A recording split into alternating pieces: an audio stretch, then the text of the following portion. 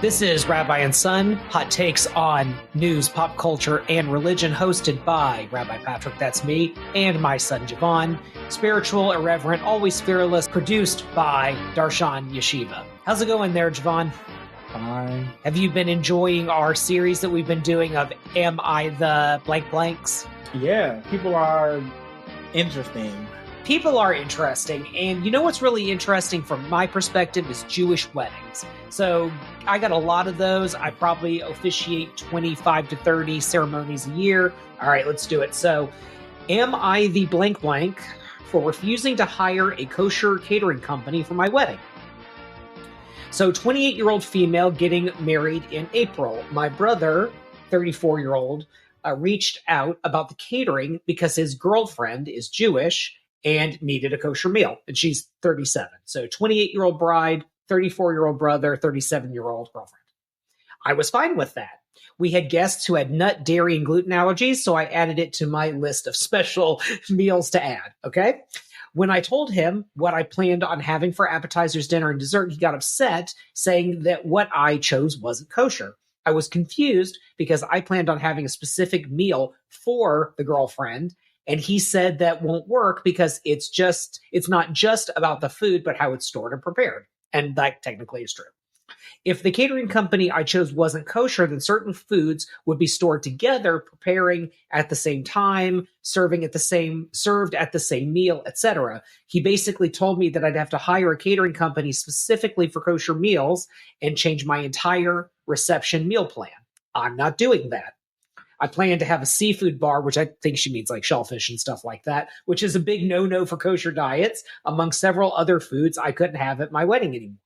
Just about every food I planned, all my favorites, I wouldn't be able to have. Plus, I looked into it, and a catering company like that would raise my catering bills by thousands. I told my brother I was sorry, but I couldn't do that, or I wouldn't do that.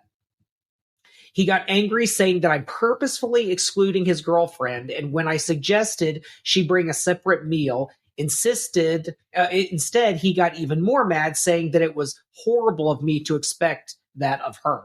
I think they're being ridiculous. Why should I change my entire menu that I was so excited about for my wedding into something I don't even like for my brother's girlfriend? Why would I fork over an extra $3,500 for food I don't want just because she doesn't want to bring a Tupperware bowl of food at the reception? My brother said I'm prioritizing superficial things over family, which honestly made me laugh because he's been dating his girlfriend for 4 months. She's not family. He had to throw a fit to get her invited to our wedding because he didn't even know her when the RSVPs went out. Ooh, that's a brand new relationship. I haven't even met her, and I'm expected to change so much about my day because of her. Am I the A? Well, I think we both agree on this one. No, you are not. And it's the fact that he's just in the wrong. One, because it's the fact that you never even met this lady. You haven't even met this lady. They've been dating for 4 months. When the RSVPs went out, you weren't even in a relationship with this woman. And no, she should not have to change her wedding. And I'm talking about the catering. Right. She was being gracious enough to be like, oh, okay, and get her a special food item. Some special food items specifically for her. And, granted that, all these kosher rules about, the company and how it's stored and how it's prepared and, what's near it and, et cetera. But it's who are you to demand that someone you've never met before, whose wedding you had to be begged to be invited to, should spend, $3,500 for you to attend? Right. I never met you. I don't know you. And you're coming to my special day as a guest. Right. And you're being unruly before you even got in the wedding. This is a bad first impression. And there's even a bad taste in my mouth. Right. In the beginning. 4 months, I don't know you. I know, right? Right. What kind of impression does this make for the bride and the, who knows, maybe one day sister-in-law if the relationship goes more than 4 months? Won't be around me. Because that is the level of entitlement. And then for the brother to be like, putting superficial things about family. You know that girl for 4 months. You know your sister for how long? Yeah, your for sister 28 pre-planned years. the wedding. You had the RSVP. Pretty sure you already knew what the menu was because your sister, she's planning weddings. People who are planning weddings are constantly talking about weddings and what they're going to have and what they're going to do. So you probably knew this beforehand. And I have argued, in previous podcast episodes that, shellfish is kosher, but the pushback I got, but yeah, she should be able to compromise when going outside. And if she's so hinged upon these kosher rules, then you shouldn't be going to the wedding. If you can't compromise outside of the home, every place you're gonna go to is not kosher. Right. And for you to it is a big inconvenience, especially I don't know you. That's the biggest part. I don't know you. Right. And you're being a nuisance. Well, and so the comments are interesting because people are going back and forth on, how much of this is the girlfriend versus the brother. Is this the brother using this, girlfriend as a power move? I'm also curious, are these people Jewish? Because I'm guessing they are. Maybe not traditional in any way. They talked about shellfish and whatever. Yeah. So I'm expecting that these are kind of maybe not traditional Jews, maybe they're Reform or they're not practicing at all. So they understand the concepts of kosher, just culturally they get it. But the brother, maybe he's just interested in going in a more traditional path in his life. I don't know. But if you keep kosher, if you seriously keep kosher, right? You know what you have to do. I remember once this woman, she worked for a company that was having a holiday party and she kept kosher and she's the only Jew who works for the company. And they basically went to her and said okay, so what are the rules? What can we do? Whatever. So literally at a formal sit down dinner, she brought her own food. It was double wrapped in tinfoil. She basically the chef let her put the food in the oven herself.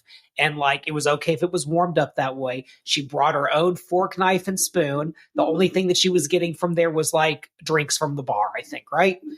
And that worked and that was fine. And is it a little weird?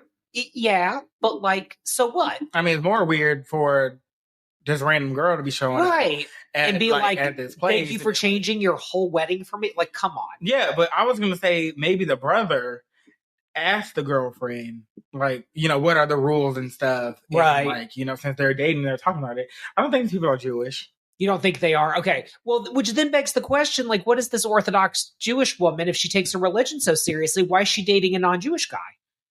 Because that's confusing to me, because if you are traditional enough that you would feel uncomfortable even being at a wedding that is non-kosher, to that point, because the woman's talking about how she's going to have a shellfish bar and all that. If the very presence of that stuff bothers you, then dating a non-Jewish guy, you just wouldn't do that. That's what leads me to think they might be Jewish, because what's this Orthodox Jewish person doing dating a non-Jewish guy? It's just not a thing you would do. That's the puzzle to me. Yeah, but no, what I'm gonna say is simple. Rescind the invitation and have your wedding. Yeah. This is the wedding's already stressful enough. Right. You're getting ready to get married. Yes, you may be excited, but then you're also nervous, and then the stress of planning and make sure everything goes perfect. That you have boom, boom, boom in place, and this your brother's adding extra strife on for a 4-month relationship. Someone you never met, you don't even have a feel for. It's just no. But she should have done this. You'd have been you know what? I tried to accommodate you. You clearly don't want to be accommodated. So now your invitations were sent.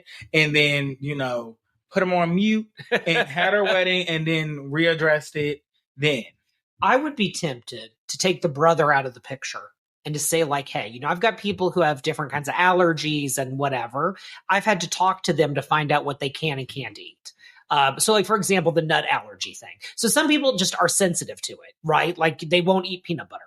But if there's a peanut butter cake, let's say, sitting next to a fruit tart, is it okay? Can they just eat the fruit tart? Or is it the very presence of the allergen that's going to cause them to go into anaphylactic shock? So I'd be tempted to say, if I'm, this woman, I would be tempted to say, hey, look, your girlfriend, like, this is a real serious thing. What's your phone number? What's her email address? Like, what's her Instagram? Because, there's like catering companies and all that. And I kind of need to hear from her what she needs. Because, you're kind of playing monkey in the middle. And I'd be tempted to do that because ultimately, if I were the bride, I'm not going to change my whole culinary, thing for one person. That's totally unfair. But also, what if the girlfriend is like super cool? Like, what if the girlfriend, like, let's give the girlfriend the benefit of the doubt here. What if the girlfriend has been invited and maybe she's like, oh, well, it's not kosher. So like, we're going to have to work something out. But the brother, for whatever reason, is being a jerk and doing a power move. Maybe he doesn't like who she's marrying, right? Who knows what maybe underlying issue is there. And so what if then you connect with, there's using the name Jesse, like as the name. What if the bride connects with Jesse and Jesse's super cool? She's like, oh yeah, no worry. Like, I'll bring my own food, or like, if you want to order me a meal, like, here's where you order it from and I'll just pick it up and bring it. Like, I don't want to be weird. Like, it's just a thing. Like, hope that's cool with you. Who knows? And what if that happened? And what if the brother is just being a jerk and using the Jewish girlfriend, or Orthodox, I should say, girlfriend in this? I don't know. I think that'd be interesting to find out. I mean, if I was the bride, I'd have been like, I don't have time for belligerence and I'm going to move on. I'll try to accommodate you. You don't want to be accommodated. So now I'm going to have to cut you loose. Right. Now you're going to have to go over there. Yeah. Now you're not going to be invited at all. Yeah. Because I tried to be nice. Right. I tried to accommodate you. Right. She tried to accommodate him twice. One with getting the girlfriend in the first place. Yeah, that's true. And then saying, hey, you know what? Other people had allergies. I'll, find something out that's, kosher. He decided to she was giving him grace. Right. And we give people too much grace. They want to, they want to see how far they can take it. And he tried to take it too far. This is a give a mouse a cookie type scenario. Exactly. Yeah. He wants to take it too far. Yeah. He's like, oh, she compromised here. She compromised here. Now I'm going to get her to compromise here. And honestly, for the Jewish girlfriend, sweetheart, go to the wedding, eat you some shellfish. Like, okay, nah. Eat you some shellfish. I don't know about shellfish. That. No, and guess what? No. Then, do your apologies, then, boom, clean your spirit, and then you'll be on and great. No, we're not doing it. She should, though. No, that's not a thing. That's not how that's going to work. Eat your shellfish. No. Yes. No. Yeah. Disagree. We got to disagree. But this is an open opportunity for you to eat shellfish. If there is a concern about compromising values, then it's going to extend also to more than just the kosher diet. If these people, are not religious, or if they are Jewish and not traditional, right? Like the Orthodox guest is going to have an issue. So I'll give you an example. When we got married, our wedding cake wasn't kosher. Let me rephrase that. It was ingredient kosher, but it wasn't in the kosher bakery. It was at a different grocery store, same company, but it was the non-kosher one. Okay. Mm-hmm. So then we had Orthodox guests that were going to come. It was easy because it's the same cake either way. Because it's like a huge company. So we were like, okay, we'll move, instead of having it baked at the one location, we'll have it baked at a different one that's like maybe 3 or 4 more miles away. So like slightly more annoying, but like kind of so what? So we had it baked there instead. And then everyone can have it. Well, they ended up not eating any of it. And the reason they didn't eat any of it, I suspect, is that they didn't know whether it would be kosher or not. And I didn't bother to tell them. Like, I didn't bother to make a point at our wedding of saying like, hey guys, everything here is kosher. And they knew our wedding wasn't Orthodox, so they didn't come for the ceremony. They just came to the reception. Exactly, like good friends should, and they, took their lead. And exactly, yeah, and that's perfect. That's fine. And at the time, I remember being annoyed by it, by being like, I've made these accommodations, but actually they did the right thing, because also my friend like even said like, oh, I'm sorry that I'm late, like, and I couldn't bring my wife because like we needed someone to watch the kids, and it was just a whole thing. Mazel tov, you guys. I'm so glad. Thank you for inviting me. And at the time, I wanted to be like, I got a separate cake. You know what? And I didn't. I just got it baked somewhere else. It was the cake we wanted. But I wanted to be annoyed. But then I realized, like, no, like this person's actually being really cool. They're not making it a thing. They came to the wedding, or at least they came to the part that they felt they could. And they're being super supportive and would have us over for dinner at their house and called me rabbi. Like, it was a super cool relationship. They just had boundaries. And now that I'm more mature than I was at the time, I can respect it. No, I see what you're talking about, but you're talking about a cake versus a meal. Right. And the cake, at the end of the day, you're like, that's a cake. Like, you had it, like, you know, switched. And like, but this is different. This is a whole other scenario. Yeah, no, what it should be, if this is really like, let's imagine this is I have a hard time believing these people aren't Jewish, because the Orthodox thing, whatever, like if it's a Christian wedding or if it's a non-religious wedding, I would think that the Orthodox Jewish guest would actually be uncomfortable with that too. Right? Like, what if it's a Jewish wedding and there's a female rabbi? But you like, know how some people are. Some people like to, you know, be like, you know, let me grab some marbles, but like, let me get the other marbles. Yeah, maybe. Like, you know. I don't know.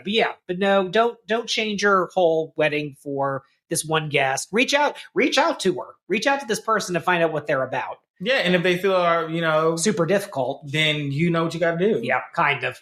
Yeah, kind of. You can only do so much.